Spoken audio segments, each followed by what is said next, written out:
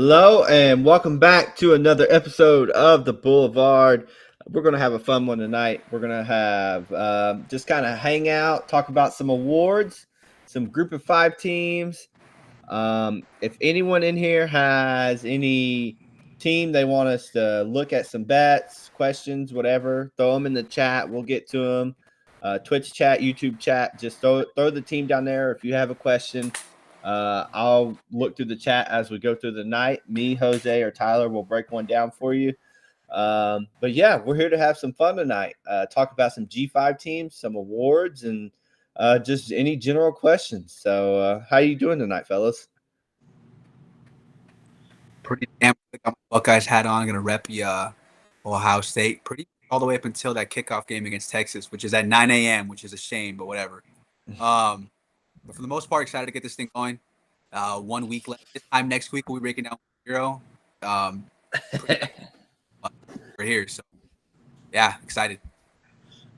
Yeah, I got the Miami Louisville rerun game on right now, so I'm jonesing for some football.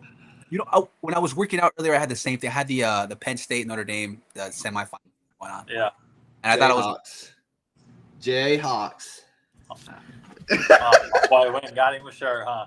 The Jayhawks. Looks like Tyler's the only one not a team here.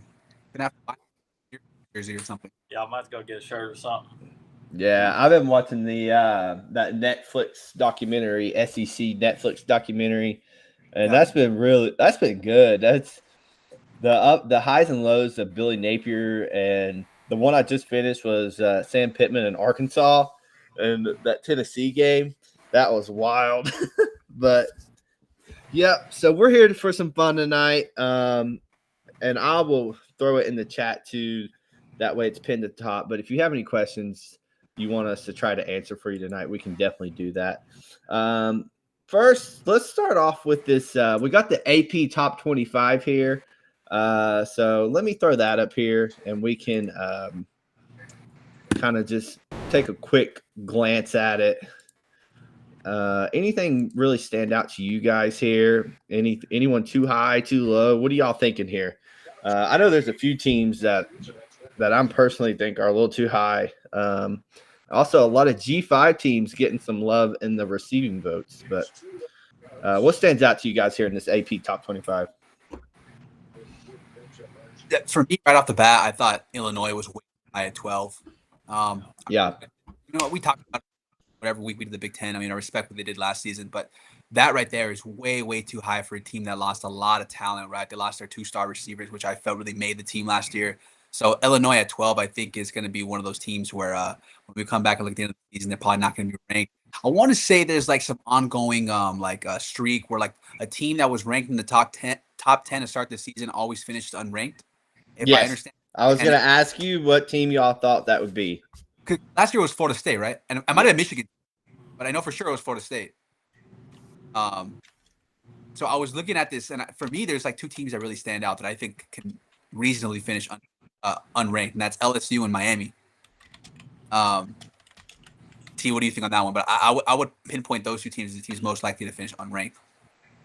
I think LSU will finish ranked. Miami was definitely the one that I was going to pick out of the top 10 to finish unranked. Yeah. I love that under that we talked about in the ACC episode for Miami. Yeah. You know, I'm just not. I don't think Chris Paul's a good coach. I'm not a Beck fan. They lost a lot too, so I don't think they'll be a very good team. Yeah.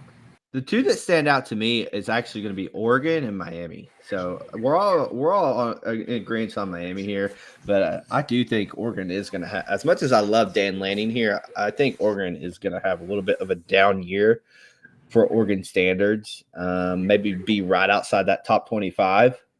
But a couple that were really too high for me here. As much love as I have for Michigan this year, we've not seen the kid play yet. We don't even know if Bryce is going to play. If it was me, I'd probably play Mikey just because for the experience to begin with. But Michigan's a little too high, regardless of how much love I have for them. Texas Tech's a little high for me. I know there's a lot of hype surrounding that team, but they've got to prove it first in my eyes.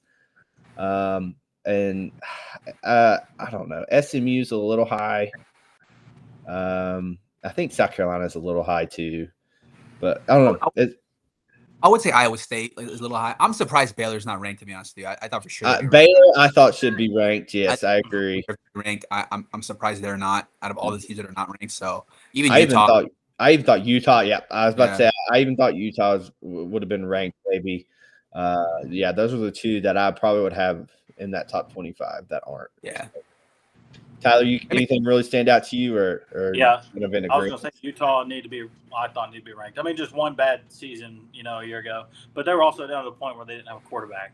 So, Yeah. I mean, like a legit quarterback. Like they were down to like a walk-on freshman, Yeah, four-string guy that they didn't have nobody to throw the ball.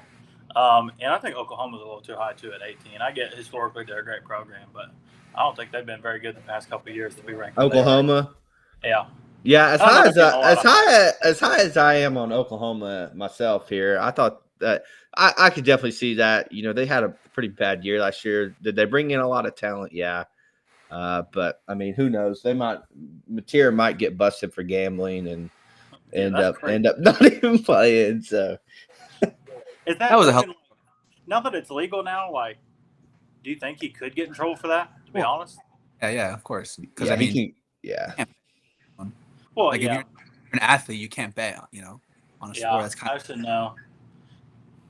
With the NIL and everything. I'm sure they've done some digging on it, and I figured it kind of would have materialized more than now if it was serious. So, we like when you send like stupid like description times, like I've seen it a bunch of times on them where people just send people money and put like, oh, this is for a blowjob, or oh, this is for whatever, where it's obviously not true, but you just do it to make people laugh. And I mean, I can't imagine John Mateer, a quarterback in college, was sending money for gambling losses and then labeling it for the game he lost on Venmo in public. You know what I mean? So to me, it's just a joke that was taken out of context, but whatever. Yeah. If he did, he's an absolute dumbass. Yeah, I mean, it's true. This is the most ridiculous story I've ever heard. But yeah. All right, and so that's our AP top 25 here. One thing I'm going to show you all real quick. I'm going to share this screen for you, but this is Action Network. If you guys want to get bets this year from us, see what we're playing, this is where you need to be. This is where we post everything every week. This is Action Network. You literally go to Google or look up on your phone in the App Store, Action Network. You'll see it here. Download it, make an account. It's free. They have a pro version. You don't have to get it. But go follow all three of us. You see my account right here, Jay Humphrey 25. Tyler, I believe the Boulevard is the Boulevard Pod, correct? Yeah. Do what? Boulevard Pod, I believe. Yeah. Tyler will make sure for us on that one. Go follow that account. It's going to have our best bets on there. Jose's is Jose 808. And then I believe Tyler's is Tyler Laws 57. But yeah, just go hop on there, give us a follow. And another thing you could even do here, you can literally you can download Action, follow me right here, Jay Humphrey 25. Go to my following right here, and you will find all those accounts right there. Easy to find them. Give them a follow. Stuckey, Colin Wilson, all of them, give them a follow. They're very knowledgeable, reputable people. But yeah, those follow. That's where you're gonna find and see our picks. If you miss an episode, that is where it will be. But Tyler, is it Boulevard Pod? It's _Boulevard. _Boulevard. There you go. Yeah. Over on Action Network. So we were all wrong. That's gonna be the quickest place to see what we pick, because there's gonna be times where we wait. If line's moving a lot and we're waiting for it to get to a specific number, or whatever the case is. Like whenever we do these shows on Wednesday, we may not give that pick right away, on Wednesday. So if you want to see it the second we drop it, this is where we're going to post it at. So yeah. All of our picks will be on there. Our personal picks, our best bets, whatever it may be, they'll all be on there. Whatever we give out on the podcast, on the live show, it will all be on there if you miss it. So don't worry. If you miss a show, you can still get the picks all over there. And moving on from that now, we are going to get into a couple quick breakdowns for you guys. I'm gonna pull up DraftKings here. But yeah, I believe Tyler, your group of 5 team is James Madison, if I'm correct, right? So Yep. Big T, go ahead with James Madison. I'll pull some odds up here for them to make the playoffs, and we'll all kind of talk about a group of 5 team that we believe in this year. But yeah, go ahead for James Madison, Big T. Yeah, this team, look, last year, obviously, we all know how Cignetti did at James Madison. They were absolutely dominant, won a couple of FCS national championships, and they really didn't waste no time really getting comfortable in the FBS either. And last year, how many players had followed Cignetti to Indiana, and, just graduation, whatever. Like, they had lost there was a lot of turnover on this roster. And they go get Bob Chesney to come coach for this team, and it didn't really skip a beat. I mean, they were really good. They scored 70 on North Carolina. Like, they're giant killers. They can compete with some P5 schools when they do play them, and they can really hurt some teams. So, like, I just thought he did a really good job last year with this team, despite everybody that had gone to Indiana or elsewhere. Because this is also a team that, because they are a very good football team, like, they get poached a lot. They got pushed a lot, this year with a lot of guys going to, transferring to other schools, and yet they still win, 8, 9 games at least. So this is a really good football team. They get Matthew Sluka coming in to play quarterback for them this year. I believe Barrett, their quarterback last year, I think he's supposed to return in like October-ish. I think it's their timeline for him, and he was really good for them last year. But to be honest with you, I would just redshirt him for this year if you can, because Matthew Sluka was with Bob Chesney at Holy Cross for like 3 or 4 years. And so, like, yes, he's new to this team, but he's not new to this system. He's not new to this coaching staff. He's back with his OC. He's back with his head coach. So he knows the style of football that they like to play because he's been in this system for quite a few years. And so I'm not, as far as transfer quarterbacks goes, I'm not real worried about him, picking up the offense and, trying to learn it, this, that, and the other, because he's been in it. He knows what it is. They get Jordan Fuller from Holy Cross, who was a 1,000-yard rusher a year ago. They get Isaiah Austin from Iowa State. The one thing that kind of worried me was the offensive line, and they went and absolutely attacked that in the portal. Went and got a couple Power 5 guys, Zach Greenberg from North Carolina and James Pogerlek from Duke. So they go get a couple P5 guys to shore up the tackle side on the offensive side of the ball. They bring back the interior offensive linemen, so they've got some continuity inside. If they can get the tackles on the same page and kind of get in the rhythm, I think their offense is going to be just fine. What really concerns me is their defense. They kind of tend to give up quite a few. At least last year, gave up quite a few points. But they went and attacked it pretty hard too. They went and got a defensive end from Notre Dame, which is always probably going to be a pretty good player at the G5 level. And then they went and got a safety, Ken Willis, from Cincinnati. They went and got a corner from Maryland. And they went and got a bunch of different, like, productive G5 guys from all across the country. They attacked the portal pretty hard. So, and I think they have a favorable schedule too. I like their non-con is tough, but that doesn't necessarily, that don't have anything to do with their conference. I do think they're the odds-on favorite to win the Sun Belt this year. I think when they play at Liberty, that's a huge game. And I think if they can win that game, that they can really win the rest of their games, especially at home. And they do get Wazoo, but they get them at home.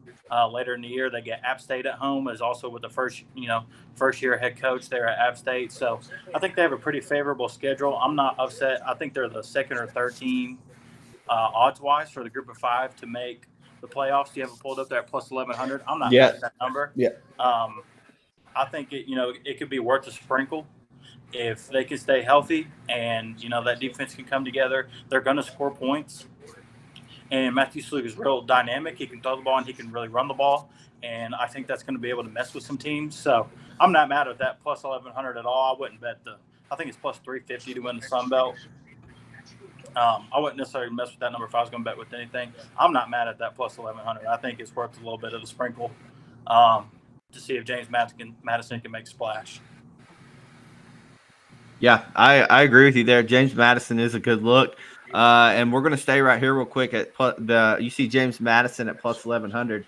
Jose, I'm going to take the floor here real quick because I see both the teams. I got 2 teams for y'all here. Navy and UTSA. Listen, I was on the Navy bandwagon last year. Y'all remember the midshipmen were my team, and then they ran into Notre Dame, lost all their confidence right after that, lost 3 games. But I'm back on this Navy team at plus 1,000 to make the playoffs. And I wanted to give you one more, and I'll kind of explain that here in a minute. But yeah, Blake Horvat returns, dual threat star. Had a breakout year, 30 touchdowns, 17 rushing, 1,200 rushing, 1,200 passing yards. Gets all 3 of his running backs back. The Sling T offense, and that's by the way, that's gonna be my new nickname for you, Big Sling and T. The Sling T offense, 45% of shotgun plays. Actually made Navy one of the FBS most explosive offenses in 2024, averaging 31 points a game. 6th best in rushing, tied with Ohio State for 2nd most 50-yard gains. D coordinator, PJ Volker. Navy was the 3rd best scoring defense in the American last year, 22.2 points per game. They ranked 22nd in yards allowed per successful play, 17th in turnovers forced, and 29th in red zone touchdown defense. Listen, I'm a big fan of this dynamic offense. I think they have a real chance at it. I know they lose a lot on the defense. The biggest thing here with Navy is going to be their strength of schedule is not great, right? They got to play Notre Dame again. Other than that, they really won't be tested outside of maybe Army. That Notre Dame game is going to be key. If I think they don't have to win it, but I think if they keep it close, win the American, and you're the top-ranked G5 team, you're going to get in. So that's going to be the biggest thing for them. And another thing for people, if they remember us from last year, we kind of talked about this, is that Army-Navy game is a scheduling conflict for the college football playoff. That game occurs the week after Selection Sunday. So if Navy is somewhat undefeated but hasn't played Army and then lost to Army, the college football playoff would face a dilemma there. And Navy's athletic director has said that game will not be moved. It will always stay the same, even if it would jeopardize playoff eligibility. So that is one problem there that kind of stands in Navy's way. I don't really know what the committee would do. I know we kind of talked about it last year. What if, and then Notre Dame beat the brakes off them and we didn't have to worry about it. But that could be a problem, right? But listen, Navy, they returned their elite quarterback, returned their elite rushing core. They have a high-octane offense, a very disciplined defense. They have continuity in the coaching room. They have to win all their American games and keep the Notre Dame close, win the title. I think that's what gets them in. They have the pieces to do it, and I think they definitely can. But just in case, we have a little bit of whatever scheduling conflict, whatever that would keep them out. My other team here for you guys would be UTSA to make the playoffs at plus 1,400. Owen McCowan comes back after a stellar finish in 2024. The last 6 games, 2,000 yards, 15 touchdowns. Offense returns 9 starters, 4 offensive linemen, key weapons, wide receivers, Willie McCoy, Devin McCoon, and tight end Houston Thomas. The kid gets all 3 of his pass catchers back. He's going to have protection. He's got a coach that's been there going on 6 years. So there's an identity, there's consistencies, there's continuity. They have a favorable schedule. They are one of the teams that are scheduled to be the favorites in 10 games this year. I really like this team other than the defense. The defense is thin. If the injuries come up, there's going to be some concerns. And another thing last year that killed UTSA was penalties. So they've got to clean up the penalties. They got to get help on the defense to stay healthy. Hope that some of these portal additions can kind of level things out. And I love UTSA here. I'm gonna be riding them a lot this year in certain situations. But yeah, I think they're a great long shot if you want to look into that. Simply for the coach continuity They have an identity. They have a great offense. They just got to hope the defense sticks together and the penalties go away. But yeah, those are my two teams. So Navy, UTSA, I like both of them. I'm gonna be backing them this year, and hopefully one of them can get in. Jose, who's your team, and why are they your team to get into the playoff?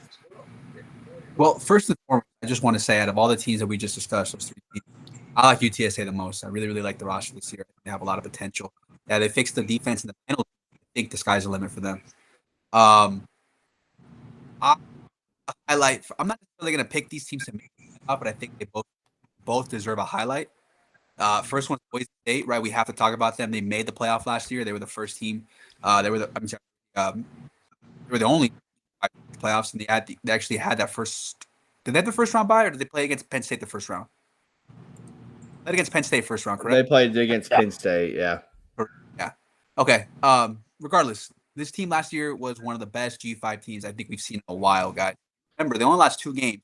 One to Penn State, one to Oregon. And to be fair, they should have beat Oregon, right? We all watched that game. That was a game they should have won. So, credit to them for that performance. And then against Penn State as well. Like, I thought they were going to get blown out by Penn State. And for what it's worth, they fought in that game. They played hard. They made it competitive. Again, a big credit to every player involved, every coach involved with that, with that team last year. They really did show up. So credit to them. Obviously, no Ashton Jeanty, right? He's gone. The NFL top 5 pick, wherever, the Raiders, he's gone. So now, well, they try to create him. If you watch Moneyball, you'll know what I'm talking about. They're not going to get one player to replace them. They're going to try and get like 3 or 4 guys to put up the stats or the production that Jeanty had. It looks like Sire Gaines starting nod. He spelled Jeanty last year. Looked very, very good. Big guy, 6'1", 225 pounds. I don't want to say it's going to be easy to replace Jeanty because it's not. But at the same time, Boise State's had a ridiculous run of running backs, in their history, in their recent history, right? You can think of like Doug Martin, Alexander Madison, Jay Ajayi, then obviously Ashton Jeanty. Like, if you go back and look, they have put in some pretty damn good players in the NFL at that running back position. Now, I'm not saying Jeanty was a system player. He wasn't. He was just that good. But at the end of the day, Boise State has a knack for finding some running backs. So I expect them to be able to replace Jeanty at least 70, 80% of what he put up last season. I think that would be enough for them to repeat as the G5 rep. Maddox Madsen comes back at quarterback. He was pretty damn good last year. Now, he wasn't asked to do much. I think he's going to be asked to do more this year, and that's only right because Jeanty's gone. But still, from what we saw out of him, when a play was needed to be made or when when there was a correct read there, he made it. So, I was somewhat impressed with Madsen. We got to see him take a step forward, though. Obviously, now there's no Jeanty in the backfield. Receivers are nice. Chris Marshall's back. Latrell Caples is back. These guys are really, really good, for the Mountain West. Offensive line is solid. The defense, if you guys don't know, anybody watching this, they led the nation in sacks last year. A very aggressive defense. Now, obviously, it comes back to bite them, but for the most part, this defense was living, in the backfield, and that's always a good sign. They did lose some guys in the defensive line, but their secondary came back, so their secondary should be improved. So if they do get aggressive again, I think this defense should be even better as long as they get more consistency or some new out of the defensive line. Look, guys, this team really only has one game this year that I think they lose. If they lose that game, win everything else, I still think this is going to be representative. I just think they're going to get in because of the way they played last year and the performance they put up against Penn State. I think the committee will take them if they only have one loss. And I don't really know what the odds are, John. I assume they're the favorite to get in. They are plus 180 to get in the playoff. Yeah, they are the favorite for the G5, and it's not really even close. Yeah, and when you power rate them, like from a power rating standpoint, I have them as like far and away the best G5 team in the country. Their roster is good enough to compete at a Power 4 level. I really think it's going to be a repeat. At plus 180, obviously no value there. No, there's no reason to bet that number. Your next closest team here is Tulane at plus 800. Yeah, so I mean, I'm not going to say I'd be shocked if Boise didn't make it, but at the same time, the roster is good enough, their coaching is good enough, and they have the pedigree. Boise, for the most part, has always been like the predominant G5 program, in our lifetimes at the very least, right? Like we can go back to Kellen Moore, times like that. Like this team is always good. They know how to run the program there. I think a lot of G5 teams model their programs after Boise State, and they want to be like Boise State. So I see no reason to doubt them now. Are they my official pick to make the G5, the playoff, and be the representative? It's either them or UCLA, to be honest with you guys. Very, very close. But for the most part, if they made it, again, wouldn't be shocked at all because they've been deserving the past couple years. Also wanted to highlight Toledo from the MAC. Very, very rare you get a MAC school that has the potential to playoff. I don't know what their number is. I want to point that out real quick as well. Yeah, I have it pulled up. They're right here with actually big Slinging T's Hogs at plus 1,800, right there with Arkansas. That's nuts. But what I'll say about Toledo is that they have a damn good roster for a MAC team, and they always do. Like if you follow the MAC, you know that Toledo recruits at the highest level of the conference. They have the best coach in the conference. Some would say Jason Candle. I'm not his biggest fan. I feel like he loses too many big games, but he always has his team playing well. Always makes a bowl game, and again, the roster and the recruit top notch in their conference. Their quarterback is really solid. Tucker Gleason, I'm a big fan of his. Can move around, strong guy. Chip Trayanum comes in from Ohio State. And I think Arizona State he was at last year. Former top 100 recruit running back. He's going to be the bell cow. This will be his first season actually being a bell cow running back. So we'll see how good he really is. The good. Jude Ross is one of the best slot guys in the MAC. Terrell Crosby, Trayvon Rudolph. They have a lot of talent, guys. So if this team makes a run to the CFP, I would not be surprised. Their defense, for the most part, is solid. Their secondary is top 20 in the country, in my opinion. They always put out quality defensive backs. If you guys remember in the draft a few years ago, Kenyon Mitchell, who Eagles, he got Toledo. They always put out quality defensive players, defensive backs. So I'm not too concerned with the secondary. But the main reason I wanted to highlight Toledo is because they have, in my opinion, like one of the easiest schedules in the country. If you want to take a look at it, it's ridiculous how easy this thing is. Their hardest game is probably their opening game, which is at Kentucky. Now, that's an SEC team. You got to go on the road, but Kentucky is not very good this year, guys. They're probably going to be one of the worst teams in the SEC, possibly on the hot seat. But besides that, they play Western Kentucky at home after that, Morgan State, at Western Michigan, Akron, Bowling Green, Kent State. Kent State's the worst team in the country, by the way. At Wazoo, which I guess is their second hardest game, NIU, at Miami of Ohio, Ball State, Central Michigan. Toledo should be favored in pretty much every game here except their opener, and I guess at Wazoo. So if they could just snag one of those two games, either at Wazoo or at Kentucky, I really think the team has a legitimate shot at making the CFP. Now it's going to require another team to slip up because they just don't have the pedigree like the other teams do, like Boise or like James Madison. But other teams don't live up to their end of the bargain. I think Toledo has a real shot to get into the CFP, guys. Mainly behind the schedule. I mean, it's ridiculous how easy this thing is. But yeah, I wanted to highlight those two teams. I wouldn't necessarily say Toledo's going to make the playoff, but just wanted to put it out there for anyone listening. This team has actual talent relative to the MAC, and their schedule should really set up nicely to make a run if things go right for them. So, yeah. We love ourselves some Maction, baby. Well, we love Maction. We try to bet all the Maction games if we can. But yeah, those are our G5 teams that we're kind of higher on this year.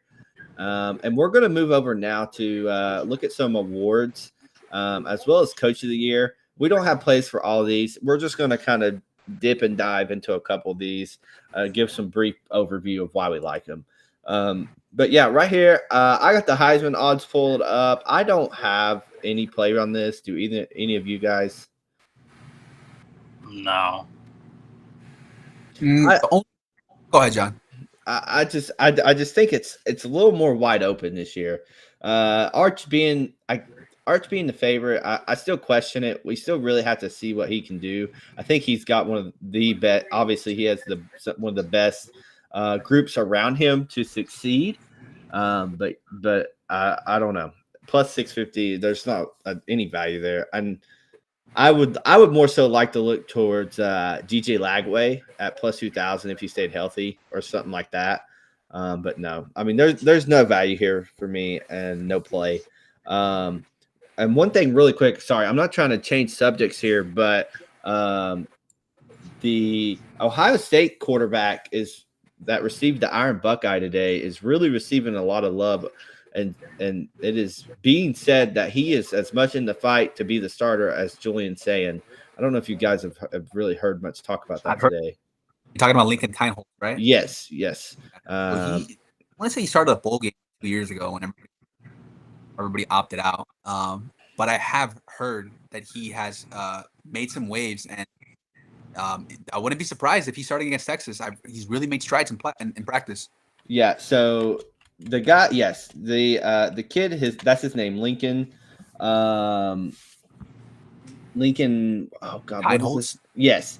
That is his name. He did receive the Iron Buckeye, which is like one of the most rare awards you can get. And it has been said that he is right there to be the starter over Julian Sayin. So I wouldn't really necessarily be penciling in Julian Sayin coming out against Texas on opening night here. It'll be interesting to see who Ryan Day trots out there. The one thing I do hope, though, is it's not a two quarterback. I hate two quarterback teams where, we're going to play Lincoln the first half and Julian the second half, especially against a team like Texas. You can't do that. So you got to go in there and you've got to have your guy. But yeah, for you guys that are going to be watching that game, betting on that game, just know that you might be seeing Lincoln over Julian Sayin. So, but yeah, no play on the Heisman here. You guys didn't have anything either for that, did you? I want to throw, and I brought a DJ Lagway, and he was a freshman last year, and he came and looked great, right? Like better than we thought he could. If you want to get crazy with it, if you want to get fun with it, Ty Simpson was starting quarterback today at Alabama. I don't think he's that good. I think they're just protecting Keelan Russell. If Ty Simpson were to get hurt or not perform well against Florida State, and Keelan Russell were to be put in, I think Keelan Russell has some real value, because if you look at the players he has around him, right, Ryan Williams, Jeremy Bernard, has a lot of talent. He was the number 2 recruit in the country last year as a true number 5-star blue chip guy. He'll be a true freshman this year. And he has one of the best coaching staffs in the country, right? Kalen DeBoer, and he has Ryan Grubb as his offensive coordinator. So if you want to get crazy, I'm not even sure he's on the board anymore because he didn't starter. Yeah. But if Ty Simpson doesn't perform well, or Keelan Russell reigns, I would say he's worth something, because this year it figures to be pretty wide open. Someone needs to, someone emerge later on in the season. Might be him. So if they switch, or if you're watching that Florida State game and Ty Simpson is not playing well, I would look into betting Keelan Russell, because I think he has all the talent in the world, and he has some of the best around him. One of the best casts. So just keep that in. Yeah. And I agree. Tyler, you got anything for this? No, I still don't know. All right. Heading over to the Fred Belinkinoff Award, best wide receiver in the country. I actually kind of wanted to highlight this top line right here. Any other player, minus 160, Jeremiah Smith or Ryan Williams, plus 125. I have a pretty firm belief that it's going to be one of them. So I do think there's a little bit of value there at plus money, unless both of them got hurt. I would say one of them are winning this award. What do you guys think? I mean, yeah. I can't get there just because both of them have quarterback questions. Like, Alabama's quarterback was literally just named today. I think it was Tyson. Mm-hmm. And then for Ohio State, they haven't even named who the starting quarterback is. So I think that's good. Like this late into the offseason, like they should have already. You would hope that someone emerged from the Ohio State quarterback room. Maybe saying he is. I don't know. So I just can't put money there because I'm not really sure how good their quarterbacks are going to be. And receiver, like, you need to have a good quarterback to put up numbers for the most part. At least a number to win this award. So I can't get there, but again, like if you told me one of those two guys won it, I would not be shocked at it. Yeah. Doak Walker, Jeremiah Love's a favorite, I think for good reason. Nick Singleton, runner up here. Darius Taylor, my boy Big T, he's a big fan of Darius Taylor this year. He's on that list as well. Let's move over here to the Bear Bryant Award, which is where I kind of wanted to hop in. I know I've already talked highly of him, but I'm in on Dabo right here. I think this is a key position for him to win this award, kind of bounce back. He went into the portal. This team's receiving all the hype in the world. They can get, not even win the national championship, but if they can go pretty far, I think Dabo will win this award because he has received a lot of criticism, a lot of hate for not embracing the new college football era, and he finally did. He's developed a great team. He's been with this team a long time. So, yeah, I love Dabo here. I think that he has a real chance at winning this award, and I think there's definitely value at plus 1,400. He would be my coach of the year, and I think that he can take this down easily. If I had to say anyone else on this, and I told Jose this, but the only other person that really stands out to me would be Dave Aranda at plus 4,000 for Baylor, because I think there's going to be real talk about Baylor being in the playoffs and him completely turning this team around after being on the hot seat. I think he's got a chance at it as well. Those would be my two guys. Would be Dabo and Aranda at Baylor. If I was going to take a flyer, I think it'd be Cignetti 5-1, and that's just really just based on the fact of how good he did last year. A lot of momentum, a lot of hype. I think we talked about it in the Big Ten episode. Indiana's better than last season. I'm surprised or lower on. I think the roster overall is better fit for what Cignetti wants to do. So if Indiana were to make the playoff again, I think Cignetti's name would be right in the mix to be coach of the year. And at 25-1, willing to take that chance because again, I just think overall their team should be improved. So if I was to take a shot or art, it'd be Cignetti. Big T. I wouldn't be mad at taking a stab at Kyle Whittingham if Utah gets back on track to where they normally are. I wouldn't be mad at taking a stab on him. I think he's very good coach, very underrated coach. Utah's a very good program, and if they can get back to, I know they had a bad year last year, but every other year they're a really good football team. I think if they can get back to that, especially win the Big 12, I wouldn't mind taking a stab at that at plus 2,000. I was trying to see where old Sammy Pittman is. He ain't even on here. He ain't gonna be coaching very long, big dog.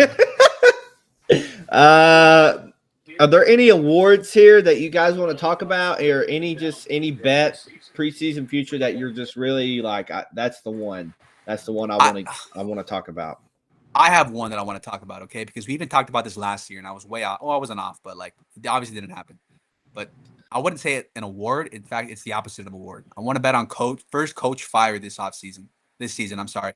And I want to stay right here in LA, and I want to go over to my man Deshaun Foster at UCLA. Listen, okay, we talked about him last year. We faded this guy. We said under 5.5. He plays not very good. Not exactly sure why they hired him or how he got the job. And the only thing I'll say out of UCLA that was good last season was that the team played pretty hard. Like they didn't really quit, which is good. Like you would want that if you're a first-year head coach. You would want your players to fight for you regardless of the situation, which was nice. But they're not going to fight forever. This team is not that good. We talked about how they brought in people to be the starting quarterback. And what does that mean? He didn't come for free. Like they paid him money on the UCLA. And I just don't think he's the missing piece. I think there's still a few pieces away from actually being able to compete. But when you spend that kind of money on a quarterback, what does that mean? You raise your expectations.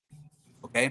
See, UCLA is not in the national spotlight like an Alabama or like a Texas or like even a USC.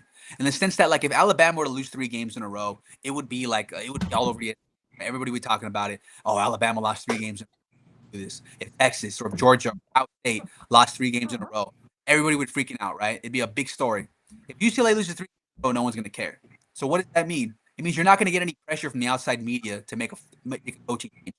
The only pressure you're going to get is going to come from within the school, the fan base, the alumni.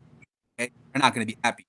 Now, the alumni, I can tell you this for a fact. When Deshaun Foster was hired, the alumni were not happy. They did not want Deshaun Foster to be the guy. This fan base did not want Deshaun Foster to be the head coach. I can tell you this with 100% certainty. They did not want him. So if they start losing games, the money they're spending, the alumni who are already not happy, they're going to start pulling their NIL funds. They're going to start pulling the commitment they're making to the school, and they're going to feel pressure from their fan base to fire this guy. He's not good. Not to mention the schedule itself is not the easiest schedule, guys. They start off against Utah. They're not going to be favored in that game. They'll probably lose. And they got to go on the road at UNLV. UNLV is one of the better teams this year. One of the teams in the Mountain West. Yeah. They're probably not that game either. They host New Mexico. Yeah, I'll give them that one. And they got to go to Northwestern. They won't be favored in that game. They play Penn State, won't be favored in that game. Then they go to Michigan State, they won't be favored in that game. Those are your first 6 games of the season. It wouldn't shock me if they're 1-5. It wouldn't. Like Deshaun Foster, I'm sure he's a nice guy. He did not deserve this job. I don't know how he got this job. And I can tell you for a fact that the fans and the school and the alumni did not want him to be the head coach. At 25-1, 30-1, I think it's a pretty good value to get for the guy to be the first guy off the first man fired. And again, with the way NIL works nowadays, you don't see coaches get 3-4 years to build their program. No. Right? I think that the favorite to be fired is Brent Brennan at Arizona. This is his second year too, right? Different than John Foster. This is both their second year. So you're not going to be afforded that luxury of having a few years to rebuild your roster. You get 1 year after that, you guys start producing. Sorry. Especially if you go and bring in a quarterback like Nico, you're expected to perform here. So you essentially traded quarterbacks with Tennessee, right? With Aguilar going over there. So let's just say Aguilar goes out there and balls out or plays pretty damn well, and Nico comes over and shits the bed. Like, the fan is going to be upset. They're going to say, what are we doing over here? What's going on? We're spending all this money on Nico. He's the quarterback, which I think he's probably going to be because I think Heupel is going to make Aguilar look better than what he is. I just think there's too many problems here with UCLA. At 25-1, 30-1, I think that's worth a stab. And again, I'm just going off what I know, and I know Ace is not happy with it. And they weren't happy with it. They never really gave him a chance. Yeah. Then Nico's going to want out back to Tennessee. I wouldn't doubt it. Big T, you got anything for us? I wish he was in a better offense because I would want to take on the Mackey Award, take Tanner Kozol, or how you say his last name, at tight end. I wish he was at a better offense and a better program than Wisconsin. If he was just about damn near anywhere, to be honest with you, I wouldn't mind taking a stab at him. I don't know if you can find his odds real quick. Yeah, I think he's a really good football player, really good tight end. I really, really, really wish he was somewhere other than Wisconsin. I mean, just about anywhere. But I wouldn't mind taking a stab at him either. I'm an RJ Maryland guy through and through, and he's the leading favorite, which I think he's an absolute dog. So I think he's at like plus 400 at least on BetOnline when I look. So guys, RJ Maryland. He's one of our original guys. Like, that guy's a dog. An absolute dog. So yeah, I don't have all the odds pulled up here, but I will pull this up.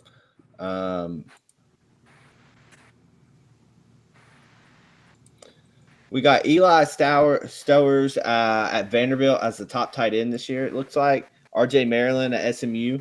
Tanner Kozol at Houston. Is that right? I thought he went to Wisconsin.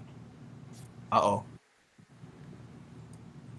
No, wait. Yeah, he did go to Houston. He's at Houston. Yeah, he's at Houston. So he can't, yeah. Well, then that being the case. Listen, I'm a fan of this Houston team this year.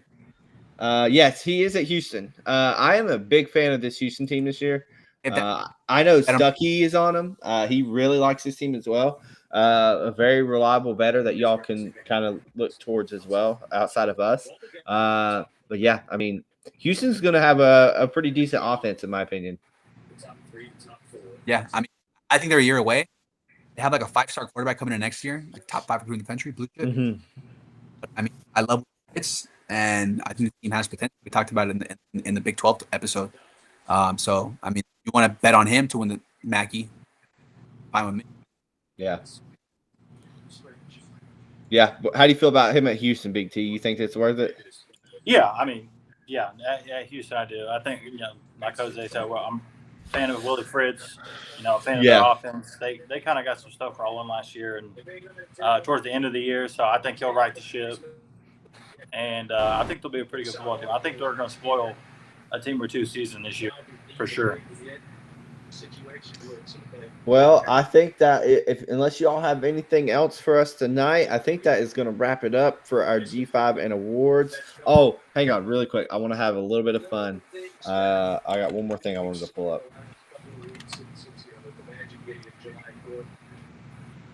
If this team didn't have the resume that it has, or the expectation, I would say, well, yeah, I think there's some real FCS.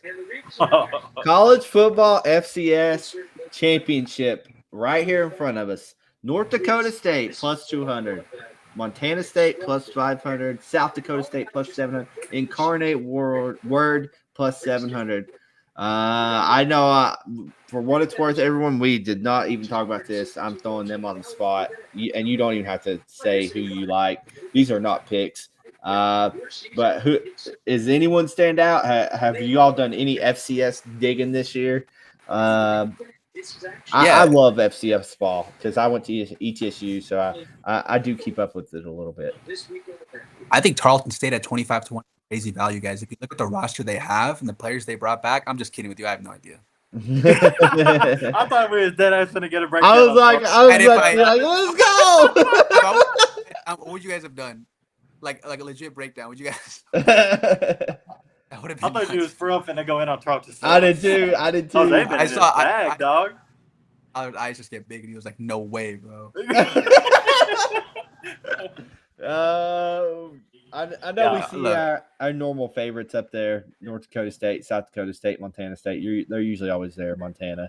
I'll say Sacramento one because I know they hired Brendan Marion and they want to go to. They're actually putting money into that program, so whatever. Yeah. I have heard a lot of good things about Incarnate Word, so I'm going to go with them at plus 700. I bet on Montana State a few times at the end of last year. That's about all the information I got for you there. But I did bet on them a few times. Rhode Island's got a good basketball team. Maybe I'll roll with them. Yeah, that's right. Dan Hurley. All right. Well, I believe that is going to wrap it up for us tonight. A little bit of a shorter episode, but next week we will be giving out some picks. Week 0 picks. We got 5 ball games that we will be breaking down for you all, giving you our best bets. They'll be over on Action Network as well, where I showed you guys tonight. We appreciate all the love, all the tuning in.